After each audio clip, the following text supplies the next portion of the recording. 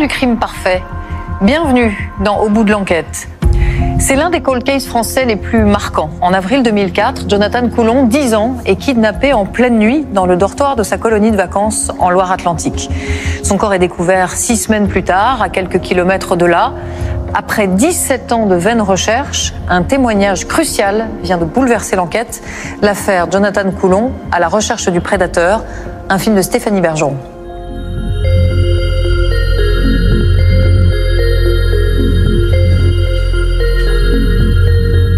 Alors c'est les 2 seules photos que j'ai réussi à retrouver. Donc là il y a une photo en fait avec une vue du centre qui est prise du point de vue de notre bâtiment en fait. Donc on voit la cour, le bâtiment des BAFA en face, un petit bout du réfectoire sur le côté.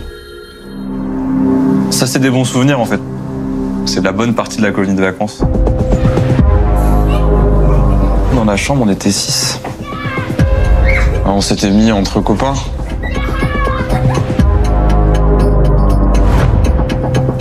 On se rend compte de son absence le matin, quand on se réveille.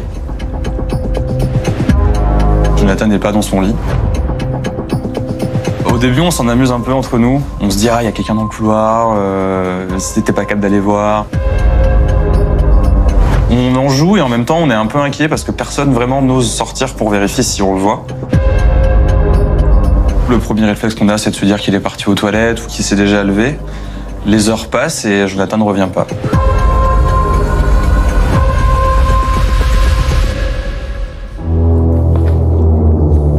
C'est le moniteur qui encadrait les enfants avec l'instituteur qui va les réveiller. Il rentre dans la chambre où se trouvait Jonathan et la stupeur. Personne dans le lit de Jonathan. Il leur demande « Est-ce que vous avez vu Jonathan ?» Personne lui répond. Et tout le monde commence à le chercher. On l'a appelé partout. On pensait à une plaisanterie, une cachette. Et puis, ça a duré. On a appelé, on a cherché partout, puis on n'a rien trouvé. Alors là, on a commencé à se poser de grosses questions. Et puis, ça a été la panique.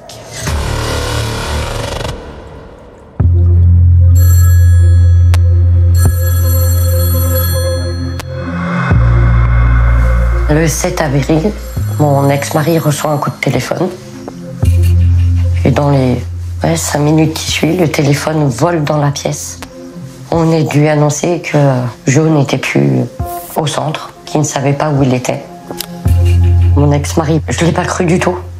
Je dis que c'était un menteur, que c'était pas possible, que mon fils n'a pas pu partir comme ça, que c'était du n'importe quoi.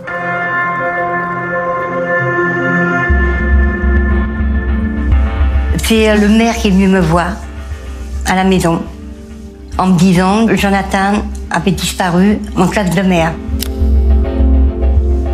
Et puis je lui dis c'est pas possible. Ici, il me dit ah, vous voyez, il est parti, il ne reviendra plus. Je l'ai senti tout de suite et je le ressens tout le temps.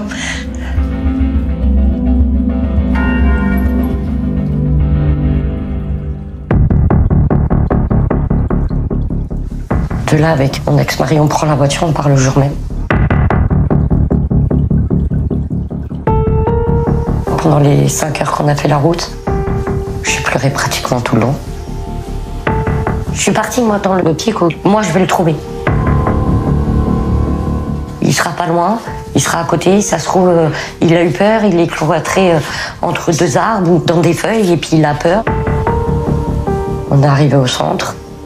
Et quand j'ai vu tous les gendarmes, c'est là que j'ai pris conscience que je ne le reverrai jamais.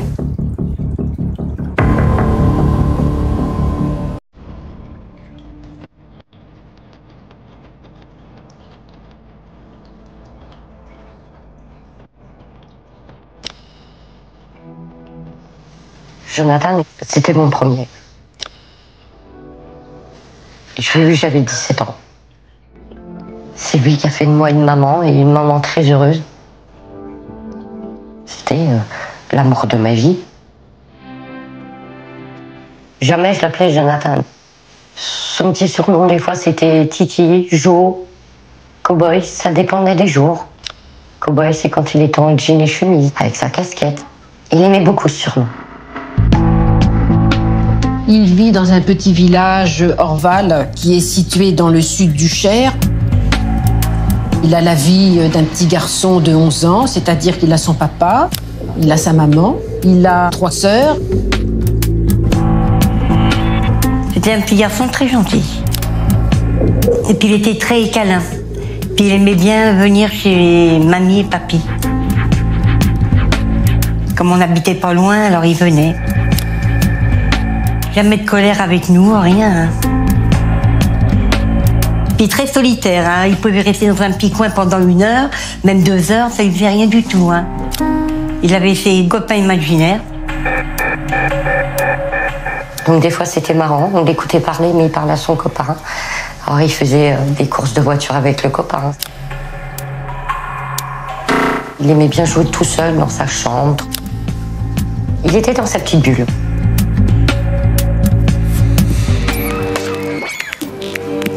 J'ai connu Jonathan ma première année en CM1.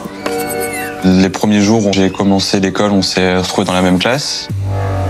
Lui est arrivé d'une autre région, moi aussi, donc on est devenus copains parce qu'on était tout seuls en fait, donc on s'est rapprochés, on est devenus copains comme ça. Jonathan, c'était un garçon qui était assez timide, qui n'était pas le garçon le plus populaire de l'école. C'était un peu le jeune qu'on avait bien embêté, ouais. Jonathan était en CM1 et son instituteur avait décidé, comme tous les ans d'ailleurs, d'aller dans un centre de vacances bien connu par l'instituteur au mois de mars 2004.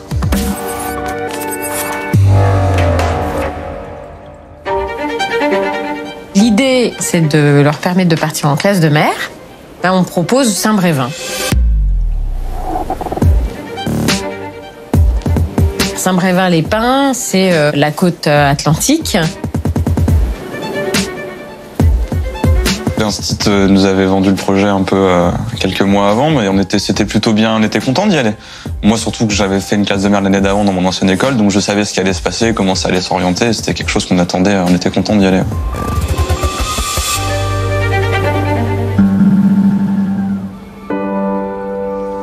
Mon fils, pour le voyage, il vient un jour à la maison, il me présente les papiers. Moi, une maman poule qui n'aime pas que ses enfants aillent trop loin d'elle, je refuse. Je lui ai dit non, c'est pas la peine. Il en parle au maître et le maître me convoque pour qu'on en discute. Parce qu'il y avait l'aspect aussi financier derrière qui faisait aussi que ça pouvait être compliqué. Le maître me fait comprendre qu'il y avait des aides, qu'il y avait tout ça. Et mon fils me dit « Maman, est-ce que tu te rends compte que je serais peut-être le seul à pas y aller ?» Donc j'ai fait le nécessaire pour qu'il puisse y aller et j'ai accepté qu'il parte.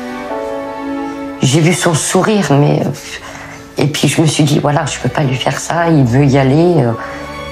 Peut-être qu'il pourra jamais retourner à cet endroit, donc j'ai accepté qu'il puisse y aller. Et pour Jonathan, c'était une découverte puisque c'est la première fois qu'il allait voir la mer.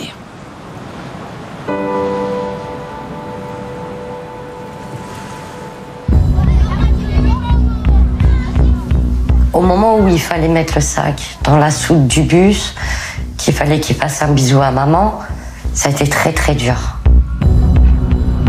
J'ai attendu que le car parte pour pleurer.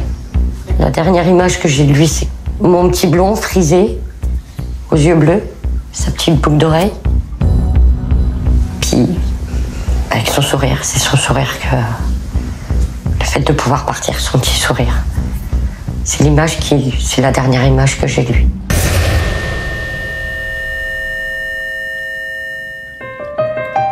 J'étais conductrice d'autocar. C'était la 3e année que je partais sur Saint-Brévin. Je suis partie donc avec cette classe d'Orval, avec l'instituteur, les animateurs, des enfants super gentils, pas du tout voyous.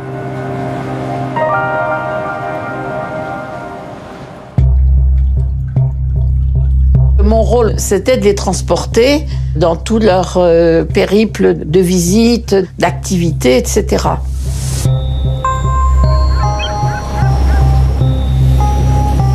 Alors, je me souviens beaucoup du char à voile, parce que c'est l'expérience que j'ai fait, j'en ferai plus jamais dans ma vie après, donc c'était quelque chose qu'on a beaucoup apprécié. On a fait du coup la récupération de coquillages sur la plage pendant la marée, un aquarium avec des tourteaux, des crabes dedans.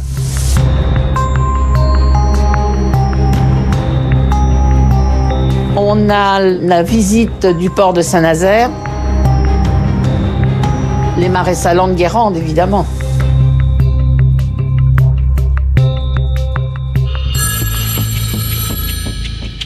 Quand je l'ai vu la première fois au téléphone, bon, ça n'a pas duré longtemps. Ça a duré même pas 5 minutes. T'inquiète pas, je vais bien, je m'amuse bien, je fais des choses super, je te fais un gros bisou, je t'aime. Ça m'a rassurée en me disant il est bien. Il pleure pas, il s'ennuie pas, il n'est pas dans son coin, il dit qu'il s'amuse. Donc j'étais quand même rassurée. Ils sont hébergés dans une structure qui appartient aux pupilles de l'enseignement public du Cher, les fameuses PEP 18, comme on dit dans le Cher, comme il y en a un peu partout en France. Moi, je voulais être avec lui dans la chambre. Dans les jeunes avec qui on était dans la chambre, il n'était pas copain avec tous, mais comme c'était mon pote à moi, je voulais qu'il soit avec nous. J'ai tout de suite pris le lit superposé parce que chez moi, j'avais un lit superposé et que je voulais retrouver ça. J'ai le souvenir que Jonathan n'a pas vraiment eu le choix de choisir son lit et qu'on lui a dit « toi, tu te mettras là ».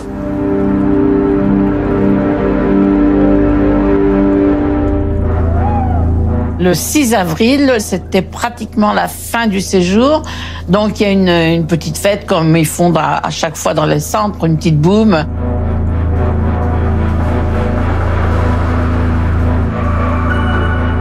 Donc, musique, petit goûter, on danse. On se mélange un peu avec les plus grands.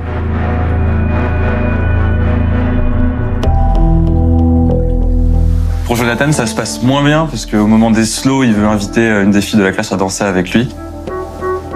La fille en question refuse. Donc lui est déjà très mécontent de ce refus. Nous, on en rajoute une couche en plus, en se moquant un peu. Et il s'en va de la boum très triste et en larmes.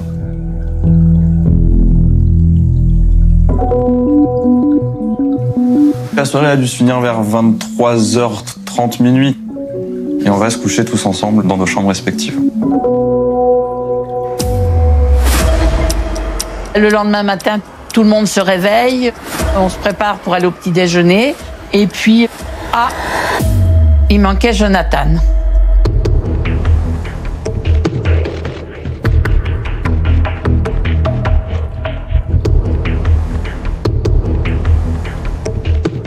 Il est très tôt, je pense qu'il doit être 7h du matin, quelque chose comme ça. On va jusqu'au réfectoire et là on vient nous dire qu'il est introuvable et qu'il n'est pas dans le centre. Les monos, la première chose qu'on nous dit, c'est hier soir vous avez été trop méchant avec lui, il a fugué, il est parti, c'est de votre faute, il est plus là. Je me souviens d'avoir eu un gros sentiment de culpabilité quand même, à se dire ah oui quand même on a peut-être poussé un peu le bouchon loin et en même temps je me dis c'est pas son genre, il serait pas parti si loin ou s'il est parti, il est vraiment autour et on va le retrouver. On a cherché, pourquoi, je sais pas, mais on a été voir les coffres du car, l'intérieur du car. Et puis, tous les bâtiments annexes. Puis, il était toujours pas là.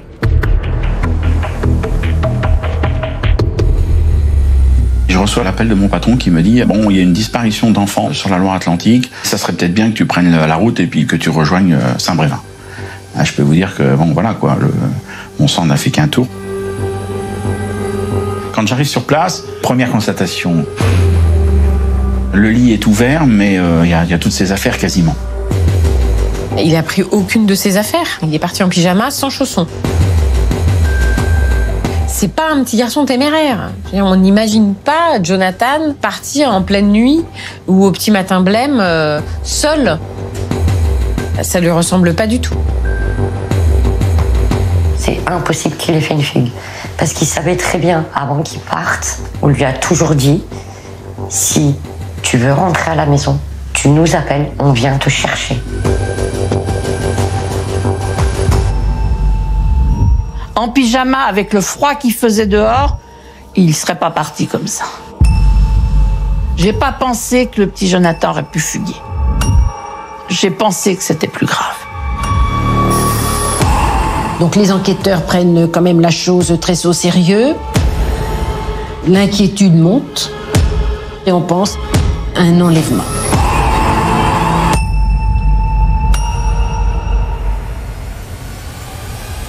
En rentrant en pleine nuit dans ce bâtiment, le ou les auteurs, quelle visibilité ils pouvaient avoir? Qu'est-ce qu'il y avait comme lumière? Les blocs issus de secours, simplement, est-ce que ça suffit pour bouger et se déplacer dans ce couloir qui était sombre? Ou avait-il une lampe avec lui? En rentrant dans cette chambre, il a touché à quoi? Est-ce qu'il a touché un interrupteur? La porte, quel est le point de contact le plus logique? Donc là, on va chercher là. Aucune trace, notamment trace de sang. Une chose qui était très importante, c'est la saisie de tout ce qui est literie. Donc le traversin, la housse. Les traces au sol, on ne pouvait pas de toute façon les prendre en compte, puisque énormément de gens étaient rentrés, piétinés, sortis. Ce 7 avril, lorsque les gendarmes arrivent à Saint-Brévin, Jonathan a déjà disparu depuis plusieurs heures. Et la scène de crime, c'est-à-dire la chambre où il dormait, a été piétinée et dérangée par les responsables de la colonie de vacances. Alain, est-ce possible de totalement préserver une scène de crime? C'est possible, mais ce n'est pas un réflexe naturel. D'abord, ça dépend s'il y a encore une victime présente ou pas, si on peut la sauver ou pas. Et donc, ce sont des injonctions contradictoires. Les services d'enquête, on leur explique qu'il faut surtout préserver la scène de crime. Les services de secours, on leur dit qu'il faut surtout sauver les victimes. Et donc, évidemment, ça se fait soit au détriment de l'un, soit au détriment de l'autre. Et je suis sûre que vous avez un exemple en tête. Oui, dans l'affaire de Chevaline, par exemple, où plusieurs membres d'une même famille ont été assassinés dans leur voiture, les gendarmes, très scrupuleusement, ont préservé la scène de crime, avant de découvrir 8 heures plus tard qu'une fillette cachée sous les jambes de sa mère, qui, elle, avait été assassinée, était toujours en vie et présente. Donc il y a toujours une très grande difficulté, mais on sent bien que dans tous les cas, on peut être critiqué pour être intervenu trop vite au risque de saccager la scène de crime, ou pas assez vite au risque de n'avoir pas sauvé une victime. À Saint-Brévin, malgré ces premières difficultés, les gendarmes effectuent leur prélèvement dans la chambre de Jonathan et débutent les auditions des personnes présentes la nuit des faits. Il y a plein de gens qui sont entendus. Ça va du chauffeur de bus à l'encadrement, aux autres enfants. Je leur raconte que moi je dormais et que j'ai l'unique souvenir d'avoir peut-être entendu une voiture démarrer un peu fort devant le centre dans la nuit, mais toujours en leur disant que je sais pas si c'est du rêve ou... Et moi je voulais qu'on le retrouve, donc je me disais si je donne les bonnes infos, les gendarmes ils vont faire leur taf et ils vont réussir à le retrouver. J'ai été interrogée comme tout le monde. Je leur ai dit que vers 1h du matin, je me suis levée pour aller aux toilettes. Et puis, quand je me suis levée, la porte d'entrée était ouverte. Je l'ai refermée et puis c'est tout. J'ai pensé dans mon esprit que c'était un des animateurs ou l'instituteur qui l'avait mal fermée. Donc, je l'ai refermée et je suis partie me recoucher. Mais avec le recul, on se dit que peut-être quand je me suis levée, l'individu était dans les locaux. Et que j'aurais peut-être pu faire quelque chose.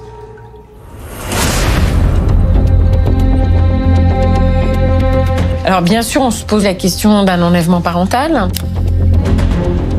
C'est une famille recomposée.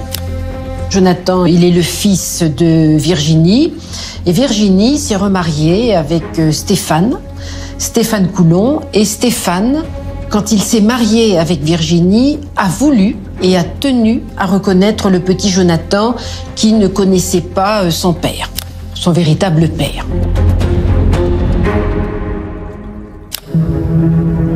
Donc là, effectivement, on va se poser la question du père biologique de Jonathan. Au début, il soupçonnait d'être venu le chercher, vu que c'était son géniteur. Donc il pensait il savait qu'il était là, qu'il serait venu le chercher parce qu'il voulait l'avoir avec lui. Il a été entendu et puis il avait un alibi. Il ne se trouvait pas du tout dans la région de Saint-Brévin. Je crois qu'il était en région parisienne. Donc on a écarté cette hypothèse.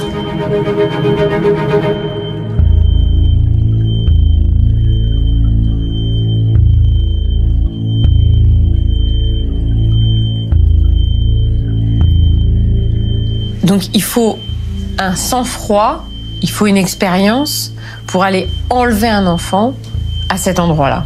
C'est-à-dire qu'on est face à quelqu'un qui, s'il ne connaissait pas, s'il ne fait pas partie des proches de Jonathan, est forcément un prédateur. On avait des pancartes sur la porte et puis c'était pas non plus très compliqué de savoir que les chambres n'étaient pas mixtes.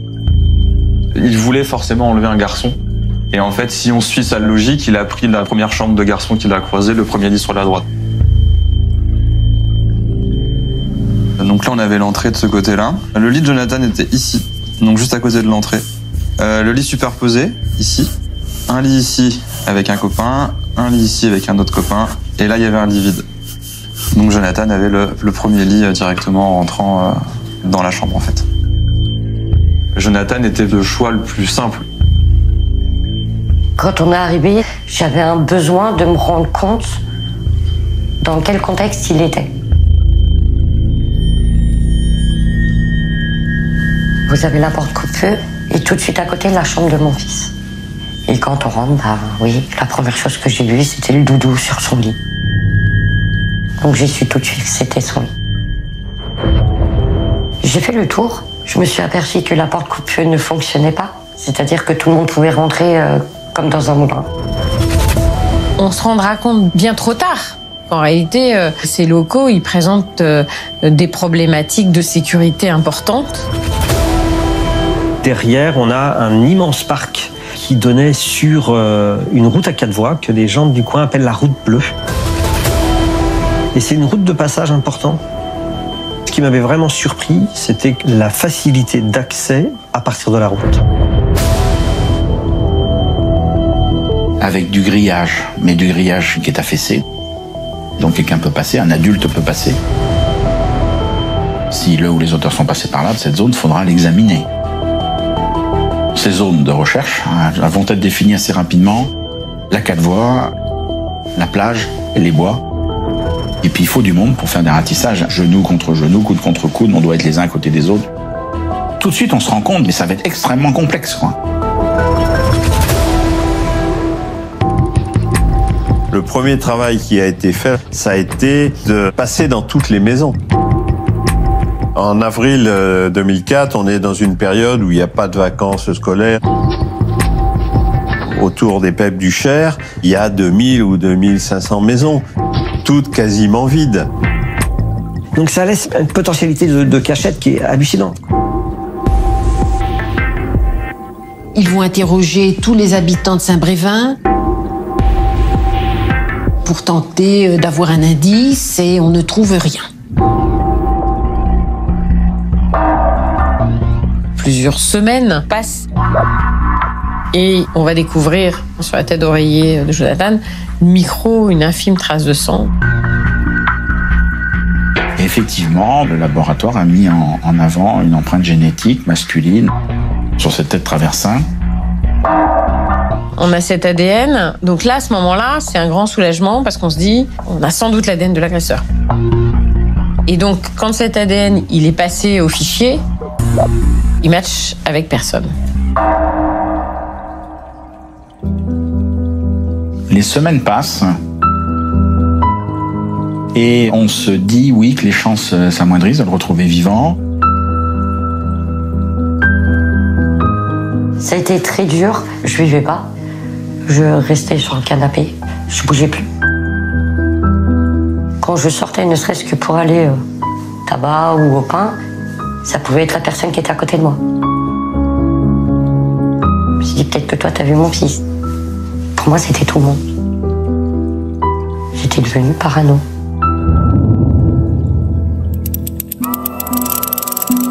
Et le 19 mai, c'est une habitante du manoir de la Porte-Calon, de Guérande, qui observe une forme dans la mare qui jouxte le manoir. Ils ont vu cette masse qui s'est déplacée petit à petit d'un premier endroit jusqu'au déversoir. Donc quasiment à traverser toute la mare, sur plusieurs jours, disent-ils. Les pompiers sont descendus avec une tenue de plongée. Eux ont vu que c'était le corps d'un enfant.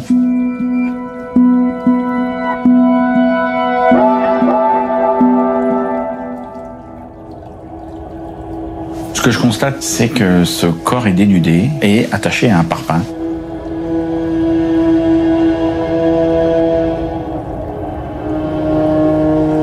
Vu les lieux, vu le contexte, vu la proximité de la disparition, voilà, le lien est rapidement fait.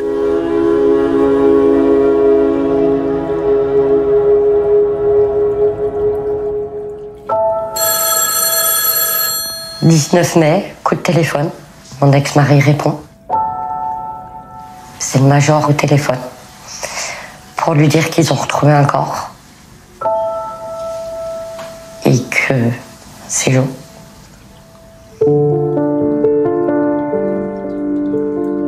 Le major l'a reconnu grâce à sa boucle d'oreille. Pour moi, c'était pas possible. Mon bébé pouvait pas être mort. Je l'aurais ressenti, je sais pas, je l'ai pas cru. Peut-être qu'il y avait une partie de moi qui voulait pas y croire que c'était lui. Donc je suis passée dans les pleurs, l'hystérie, casser des choses dans la maison. C'était horrible.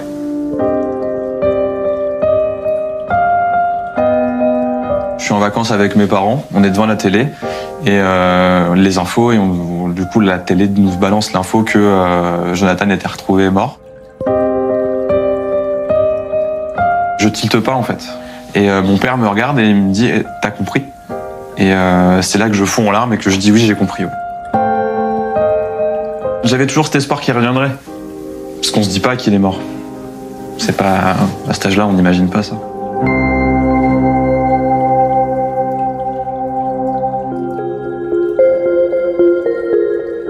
Cette découverte, elle va donner lieu au début de la recherche d'un assassin.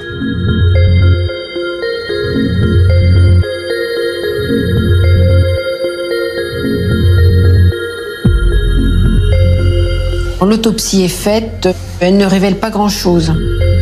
On ne peut pas savoir d'abord s'il y a eu des abus sexuels, puisque le corps est quand même beaucoup trop abîmé. Les premières constatations des causes de décès de l'enfant. Alors on parle plutôt d'étouffement, par X moyen, ça on ne sait pas par quoi, mais pas étranglé, puisque vraisemblablement ils ne trouvent pas de lésions particulières sur la trachée, choses comme ça. Et le médecin légiste affirme, selon ses analyses, que Jonathan n'aurait pas été tué tout de suite.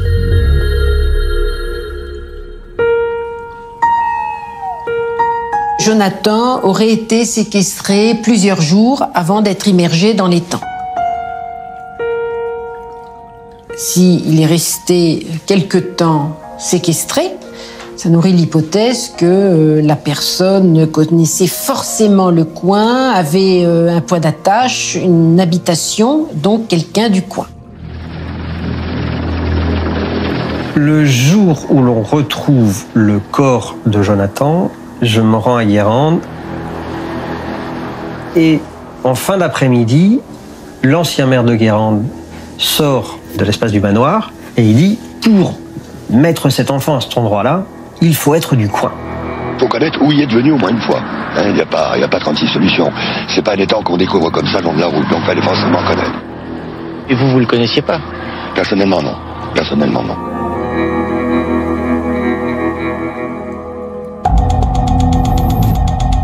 La piste du local était, bien évidemment, pour certains, quasi obligatoire. On se dit, on va obligatoirement le trouver. On va faire le fichier des personnes connues sur les agressions sexuelles, sur les attouchements d'enfants, les affaires sexuelles. Et on va faire ça, on va traiter ça. Et puis, les enquêteurs vont ensuite aussi faire des prélèvements ADN sous l'impulsion du juge d'instruction. Et donc, à ce moment-là, on va prélever plus de 2000 ADN, plus de 2000 hommes, pour pouvoir comparer à ce fameux ADN qu'on avait, cette micro-tache de sang trouvée. Et tout ça en vain.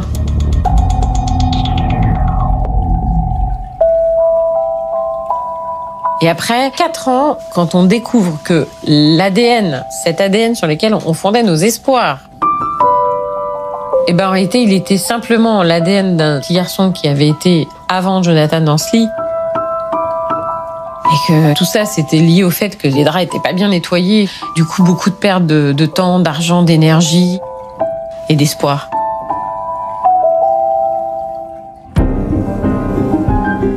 Un nouveau juge d'instruction arrive à Saint-Nazaire et comme l'enquête piétine, elle décide de faire appel à une brigade spéciale à Rosny-sous-Bois qui va refaire entièrement l'enquête, c'est-à-dire qui va éplucher tous les témoignages, tout ce qui a été fait par les gendarmes et qui va faire un résumé de ce qui manque dans l'affaire, point par point.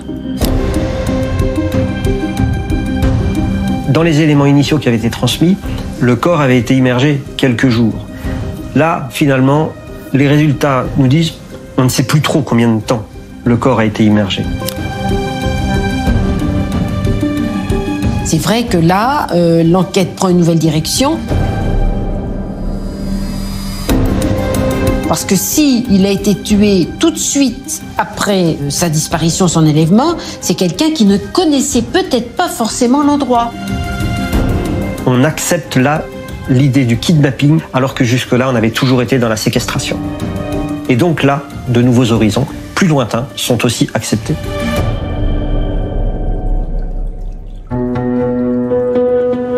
La vie passe. La vie passe. On était convoqués à peu près tous les ans par le juge d'instruction de Saint-Nazaire, qui nous expliquait ce qu'ils avaient pu faire en un an. Oui, on a espoir, cette piste n'a pas encore été élucidée, on a encore plein de personnes à interroger. L'attente est très très dure. De se dire, est-ce qu'un jour on aura le coupable? Est-ce qu'on ne le retrouvera jamais? C'est très très dur de ne pas savoir.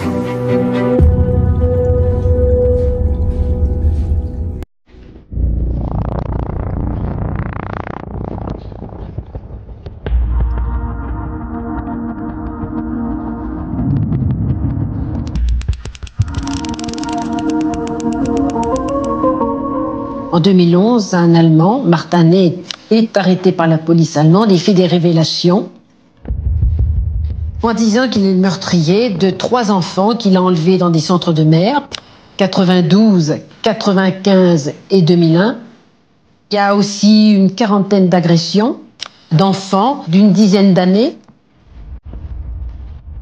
On est face à un individu qui a le profil exact et précis du serial killer, du tueur en série. Et on se dit, il y a ceux qui l'a avoué en Allemagne, mais il y a Jonathan aussi.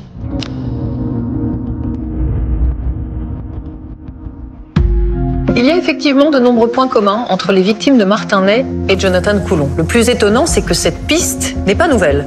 Quelques jours après l'enlèvement, en 2004, des enquêteurs allemands étaient même venus en France faire part de leurs soupçons aux gendarmes français.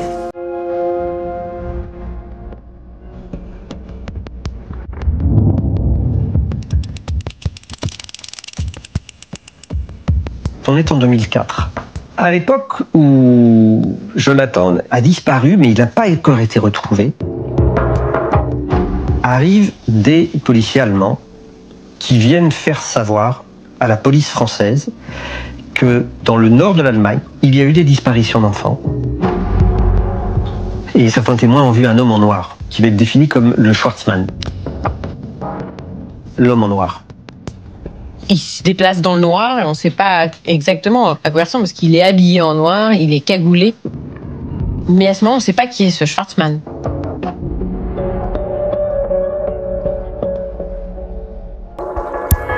Franchement, il y a plein d'indices à ce moment-là. Au moment où arrivent les Allemands qui disent « Tiens, le mode opératoire », il y a plein de choses qui sont concordantes et que la gendarmerie française semble regarder avec une certaine distance. En ne croyant pas davantage ce que disaient les enquêteurs allemands, parce qu'eux, ils sont persuadés que cet Allemand avait un lien avec la disparition et le meurtre de Jonathan. On a peut-être perdu du temps. Ce qui est terrible dans cette histoire, c'est que on s'est focalisé sur le fait que c'était quelqu'un du coin.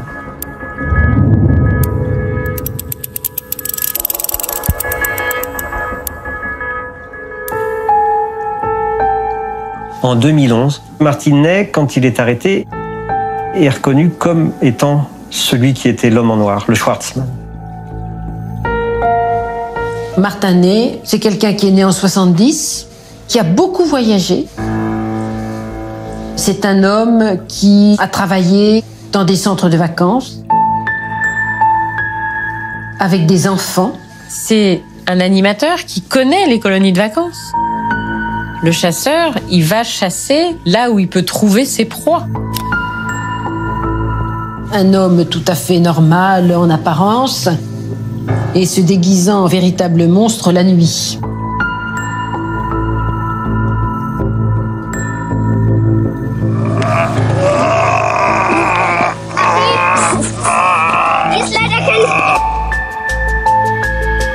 Pouvant prendre sa voiture, rouler pendant des kilomètres et puis arriver à un endroit précis, ouvrir la porte d'une maison pour voir si un petit garçon s'y trouvait.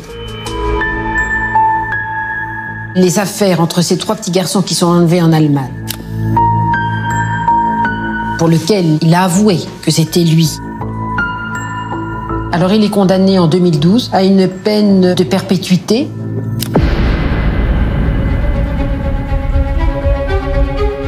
On parle comme d'une espèce de bonne volonté de la part de Martinet de dire il a reconnu les faits en Allemagne, tout de suite il a coopéré. Eh ben déjà, dans le dossier français, on se rend compte que de toute façon, il n'accepte pas de coopérer. Il nie ce qui s'est passé pour Jonathan, il se met même en colère. Et il est furieux, il dit que c'est pas lui.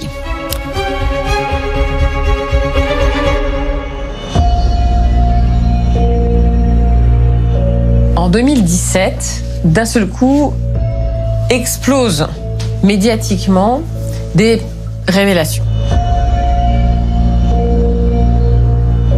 Le juge d'instruction français fait un appel à témoins. On recherche un sac à dos en cuir marron avec un lacet.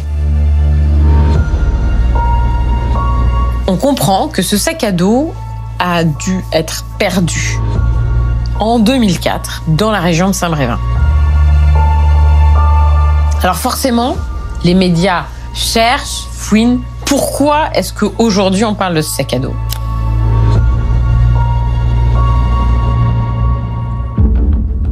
En 2017, Martinet se lie d'amitié avec quelqu'un aussi qui purge sa peine. Il se confie à lui. Il lui dit qu'il est responsable de l'enlèvement et du meurtre d'un petit garçon en France. Il dit que quand il tue Jonathan, il oubliait un sac en cuir dans lequel il y avait des papiers d'identité.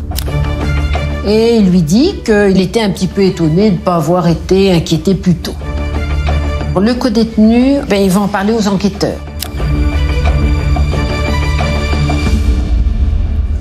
Cette fois, les enquêteurs pensent détenir un indice qui va leur permettre de confondre le prédateur allemand. Alain, on voit ici que c'est la confidence d'un codétenu qui permet ce rebondissement. Est-ce que ça arrive souvent ? Oui, car les codétenus essayent toujours d'améliorer leur situation. Ils essayent d'échanger des informations contre une amélioration. Ils font du troc. Alors évidemment, ça amène à inventer beaucoup de choses, parfois à dire des éléments qui sont véritables.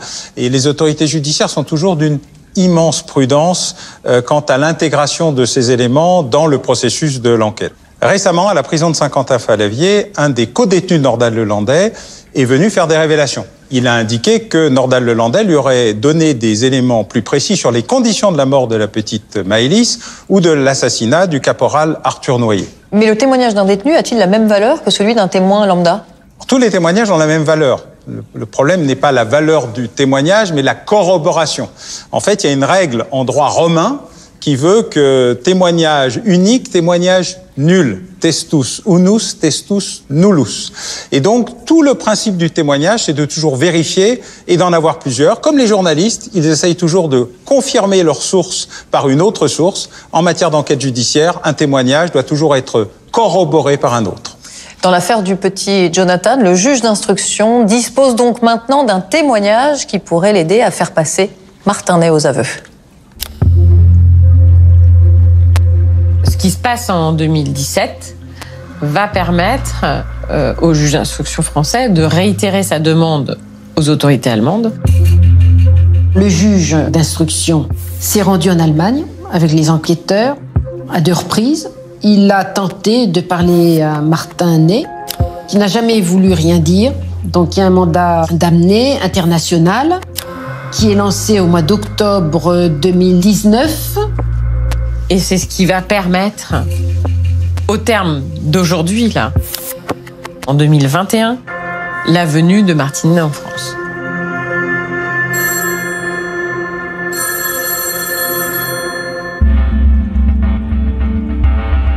Dès que j'ai appris par téléphone, ça y est, Virginie va être extradée, j'avoue que sur le coup, j'ai pas montré la joie qui arrivait. Voilà, j'avais le petit sourire, mais au moment où j'ai raccroché, j'ai eu les larmes de joie qui sont arrivées parce que je me suis dit, peut-être que c'est lui, on l'a peut-être enfin trouvé, ça va peut-être s'arrêter.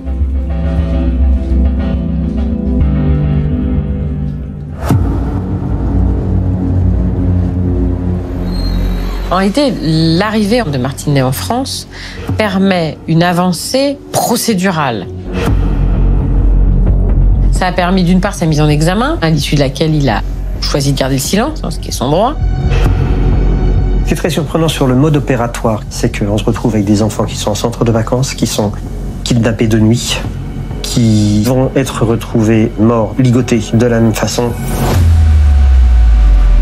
Ça fait beaucoup d'éléments concordants. Forcément, le juge d'instruction va refaire une enquête sur qu'est-ce que Martinet faisait, où il était en avril 2004, est-ce qu'il a utilisé sa carte bancaire, quel véhicule il avait, est-ce qu'il était en vacances, quelle personne il a fréquenté. Le juge d'instruction n'a que 8 mois pour faire son enquête autour de Martinet, sachant qu'après, au mois de septembre 2021, il devra restituer Martinet aux autorités allemandes. Clairement, un enlèvement, séquestration d'un mineur de moins de 15 ans suivi de mort, c'est la perpétuité. Moi, j'ai besoin de réponses à mes questions. Pourquoi lui? Qu'est-ce qu'il lui a fait? Je veux lui poser moi-même ces questions. Je sais que je vais avoir du mal, mais j'ai besoin qu'il me dise la vérité, qu'il me regarde et qu'il me dise ce qu'il lui a fait.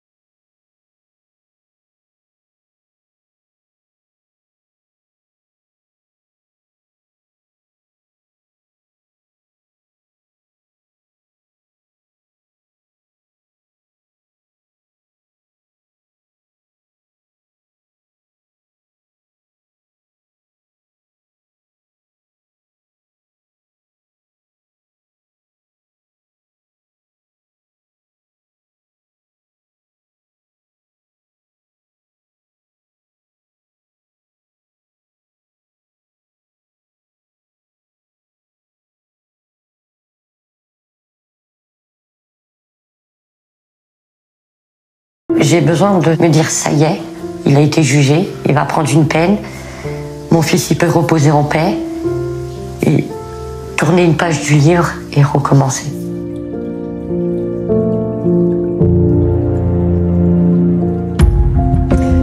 Avec la mise en examen de Martinet le 20 janvier 2021 par le juge Lorenz, la famille de Jonathan peut désormais espérer connaître la vérité sur sa mort. Le magistrat vient d'ailleurs de relancer un ultime appel pour retrouver des témoins qui auraient aperçu le suspect dans la région de Saint-Brévin entre 1990 et 2011. Jusqu'à présent, Martinet continue de nier les faits, mais cela ne le préserve pas pour autant d'un procès devant une cour d'assises française.